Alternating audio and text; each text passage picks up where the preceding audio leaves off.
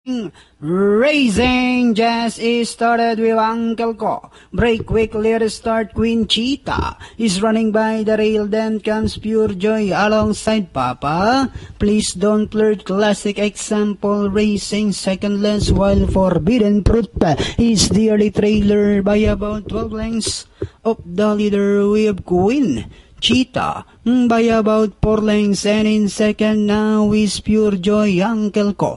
Papa Please Don't Flirt. Classic Example second less, while Forbidden Fruit is still racing in less. And at the fourth turn, we have Queen Cheetah by about 4 lengths, and in second Pure Joy, Papa Please Don't Flirt. Classic Example is done on the inside port. Uncle Ko shuffle back in fifth, while Forbidden Fruit is still in less as they swing for home.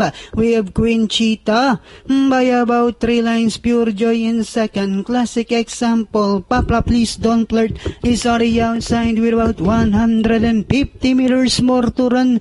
We have Queen Cheetah followed by Pure Joy, Papa Please Don't Flirt, and finally the curtain closer. Queen Cheetah second, close Papa Please Don't Flirt, Pure Joy, then comes Classic Example.